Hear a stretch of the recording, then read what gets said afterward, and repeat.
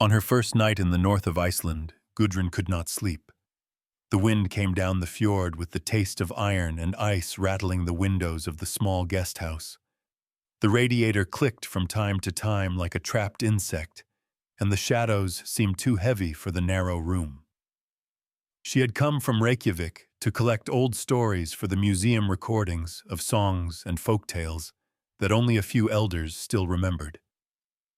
She told herself the sleeplessness was only from travel from too much coffee on the long road north.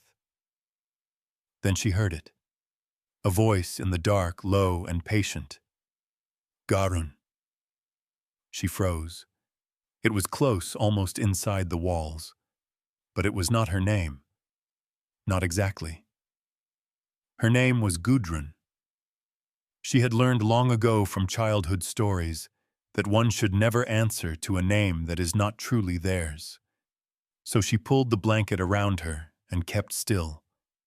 The voice came again, softer but clearer, as if the night itself had learned to speak.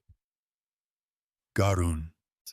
She shut her eyes and waited for morning. Morning came late, the sky heavy with gray light that never truly became day. Gudrun walked through the quiet street to the village cafe. Frost cracked beneath her boots, and the cold bit into her cheeks.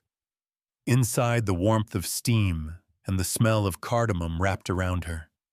Behind the counter stood Edda, the cafe owner, her long gray braid resting on her shoulder. "You are the one from the museum," Edda said, pouring coffee into a thick mug. "Yes," Gudrun answered with a smile. "I am Gudrun." Edda tilted her head as if tasting the sound of the name. "You are staying at Margaret's old house, the guest house at the edge of the village." "Yes," Gudrun said. "That place has many stories," Edda replied. Her eyes narrowed slightly. "If you hear anyone call your name after dark, stay where you are. Do not follow." Gudrun laughed softly. "I don't plan on going for night walks." But Edda leaned closer. "If it calls you Garun, then even more so, do not answer." The words struck Gudrun like a sudden cold wind. She thought of the voice in the night and the way it had shaped her name wrongly. Later that day, she followed Edda's advice and walked to the ruins of an old church called Myrka down by the river. The church had long since fallen, but the graves remained covered by snow and moss. The river muttered nearby, gray and restless.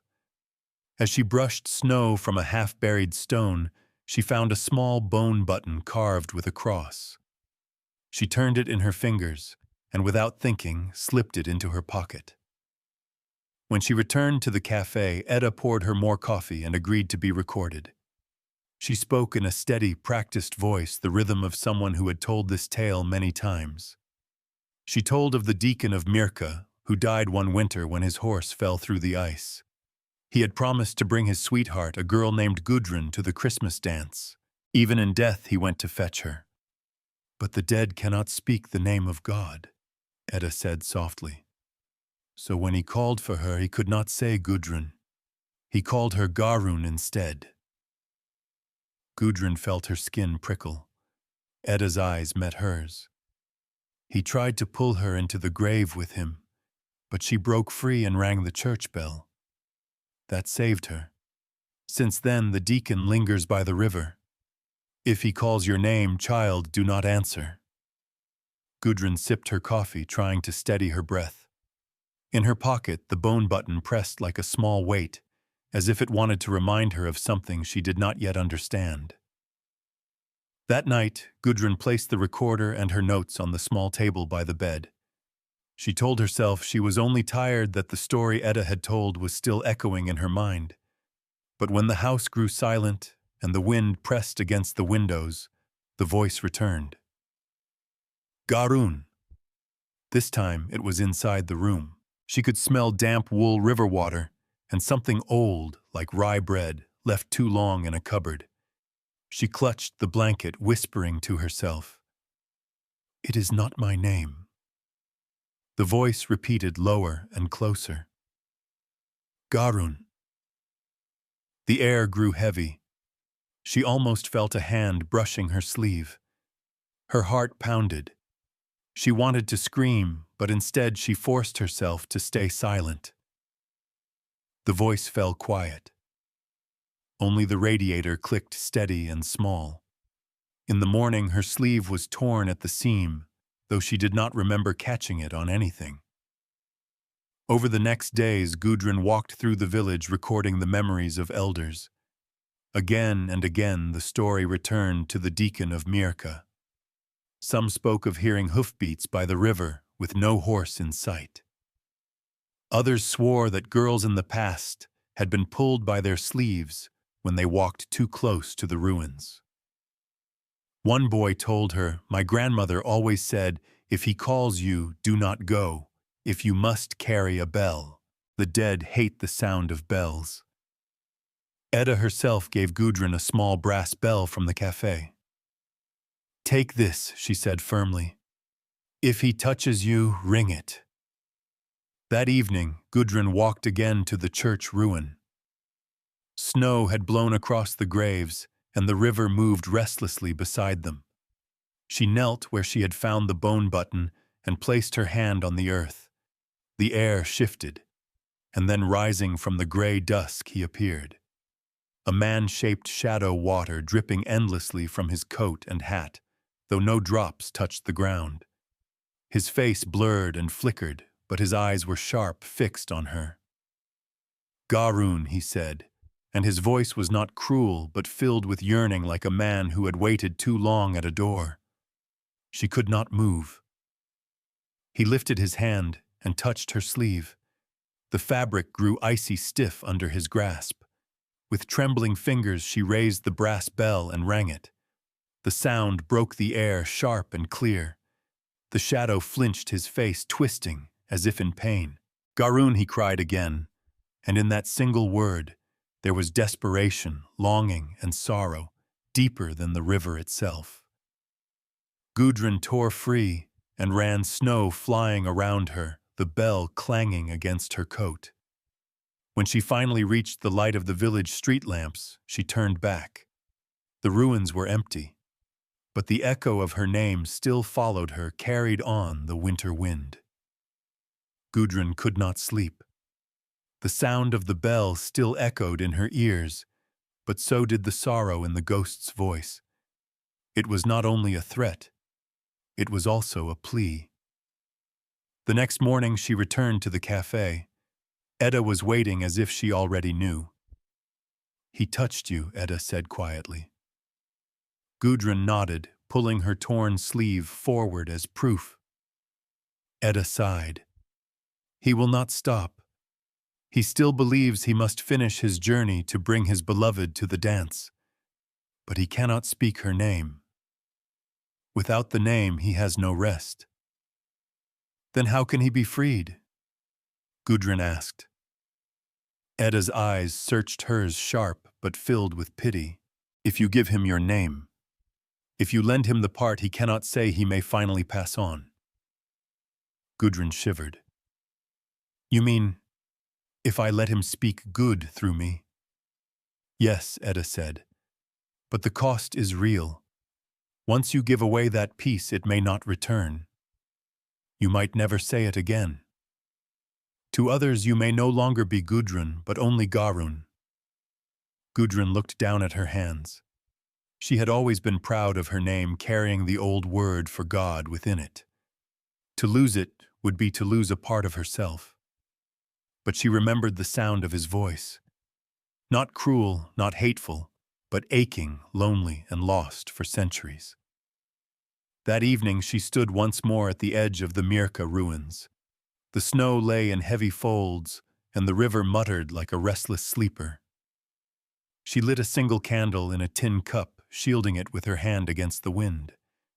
The shadow appeared rising like mist from the graves. His coat dripped, his eyes fixed on her. "Garun," he said again, reaching out. She did not run. "I know who you are," she said firmly. "You are the deacon who died in the river. You came for a girl named Gudrun, but you cannot say her name." The shadow trembled. He tried to speak again, but the first sound stuck in his throat, breaking apart like ice. Gudrun felt her hand grow cold, but she held the candle steady. "I will give you my name," she whispered. "Just once. Say it through me and find your rest." She placed her hand on his blurred jaw the way one might calm a frightened horse. Then she drew a deep breath and pushed it toward him, willing him to take it. His lips parted. "Good." The sound came broken, halting but real. The air cracked like ice breaking under weight. He tried again, his face twisted with effort. "Good. Run." The full name left his mouth at last, ragged but true. At once the ground shifted. A deep silence fell, as if even the river had paused to listen. Behind him the darkness opened, not like a grave, but like a door. The deacon's shadow grew lighter, fading at the edges. For the first time, he looked not desperate, but relieved, as if a burden he had carried for centuries had slipped from his shoulders. He stepped backward into the darkness, and then he was gone. The candle flame bent in the wind, but did not die. Gudrun knelt in the snow, her body trembling, her throat burning with cold. She opened her mouth, tried to say her name, but only one word came out. Garun. When Gudrun returned to the village that night, she felt both heavier and lighter at once. Her arm still ached from the cold grip of the ghost, but her chest was strangely calm, as if a storm had finally passed. At the cafe, Edda was waiting by the counter. She looked at Gudrun's face and understood without a word. "You did it," Edda said softly. Gudrun nodded. Her voice came out hoarse. "He said my name, and then he was gone." Edda's eyes glimmered with both relief and sorrow. "And you?" Gudrun hesitated, then tried to speak. "My name is..." But the first part of it stuck in her throat. She tried again, pressing the word with all her will, but it would not come. What left her lips instead was Garun. Edda sighed and reached across the counter, laying a warm, steady hand over hers. "That is the cost. You gave him what he needed. Now the world will call you by that name." Gudrun felt tears rise, but forced herself to swallow them. "So I am not Gudrun anymore." "You are still yourself," Edda said firmly.